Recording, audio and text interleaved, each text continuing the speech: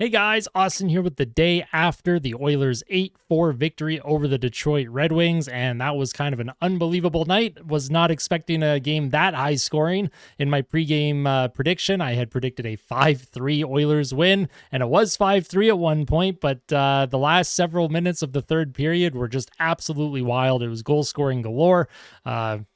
Those of you who grew up in the 80s, you were probably reminded of 80s hockey in the third period. That's an era that I did not grow up in. I wish I did, but that was a lot of fun to watch. Well, the third period was a lot of fun to watch. There's a few things we need to talk about, especially the first two periods for Edmonton. The first period overall wasn't that bad. Leon Draisaitl got things going, and then Cody Ceci scored his first goal in 127 games. And I'm just saying, if Cody Ceci is getting on the scoreboard, Connor Brown's got to have something go in the net, right? Like, just at this point, something has to go in for Connor Brown. I'm sorry. Like, just throw everything on net. If you're Connor Brown, anytime the puck touches your stick, just throw it on net. But the Oilers, they do improve to 31-17-1. And as I mentioned, the first two periods, not great. First period was okay. Second period, I thought was just terrible, but we will talk about that. And the third period was very, very good for Edmonton. First thing I wanted to talk about, though, Connor McDavid, 6 assists. That is his first ever 6-assist game. It was actually his first ever 5-assist game. He had a 6-point game against Colorado back in 2019, but he had never had a game where he had 5 assists or more in a game until last night against Detroit. And honestly, McDavid, he was all over the ice, even right from the first shift. You could just tell it was one of those McDavid nights. Sometimes you can just see it in his eyes. Sometimes you can just see it the way he's moving on the ice, the way he's moving the puck, the way he's forechecking, the way he's getting in on the back check. Now, there was one really bad shift in the second period where him and Nugent Hopkins and Bouchard, they all lost coverage when Detroit tied the game at 3. But other than that, that line was actually pretty solid for Edmonton, especially McDavid, obviously. It was nice to see Ryan Nugent-Hopkins get a couple goals. I had been talking about Nuge for a little bit on Twitter. I had been pushing for him to start producing just a little bit more. I want him to do just a little bit more. Nugent Hopkins, though, the last several weeks, he had been fighting a PDO of 93. So it was nice to see regression to the mean against the Detroit Red Wings. Speaking of regression to the mean, I did mention in the pregame report that Detroit's team shooting percentage very high, their team PDO very high. I'm wondering if this is the start of a downward trend for the Red Wings, or if this is something, just kind of a one-off for them. Detroit does have the third worst expected goals for percentage in the entire NHL. So the fact that they have won as much as they have and that they're in the standings where they are currently, it's a testament to the shooting ability of their players. But tonight was a night that showed maybe there's some cracks showing in the Red Wings team and their roster, but it's not about the Red Wings. Just I'm going on a ramble here because that's what my brain does. Next thing I wanted to talk about was Chris Knobloch and his line shuffling.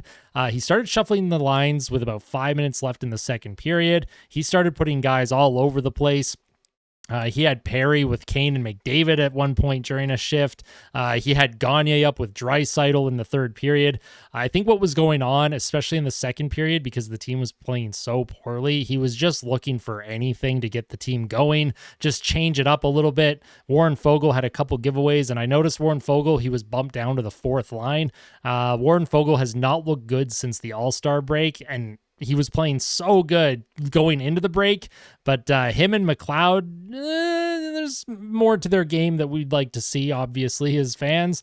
I thought Dylan Holloway had a good game. He had a terrific goal to get things going in the third period. I loved that diving effort on that goal. Bobby Orr has absolutely nothing on Dylan Holloway. I'm just kidding. I did want to talk about the second period just a little bit more. I did want to elaborate. The Oilers gave up a ton of odd man rushes in the second period. Now, I don't know what the official stats are because I have not been able to find them online yet, but I personally went back and I counted 9 odd man rushes against in that second period against Edmonton, and 4 of them were 2-on-1s.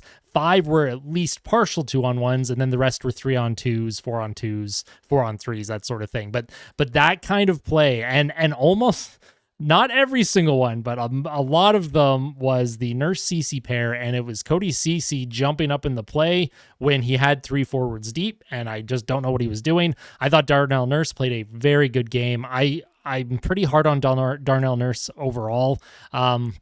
I've tried to be a lot more positive, especially since I started making videos. I thought Darnell Nurse played a really good game. I thought he really held the fort down when CC was pinching when he shouldn't have been. I think CC just got really excited. He got his first goal in 127 games. He's like, I'm turning into Paul Coffey now. Coffey's always in my ear. I got to get going on offense. No, CC, just bring it back. Just bring it back a little bit, buddy. You're okay. Like, your role, CC, is to just stay back a little bit. The Oilers' expected goals for percentage after the second period was at 35% for the game, but the team did turn it up in the third period. Now, I had tweeted after the second period. I had actually tweeted numerous things. I was pretty mad. I was pretty heated. I don't get heated too often during games. Now, I'm passionate and I'm emotional, but I don't get like angry or heated. But I was legit like, I'm not happy right now. But the Oilers, they turned it up in the third. Whatever Chris Knobloch said in the second intermission, I'm wondering how many sticks Chris Knobloch broke. How many sticks do you think he broke in the second intermission? Do you think he just walked into the locker room, just broke like 6 sticks, just tossed them around the room? And he doesn't say a word either. He just looks at everyone.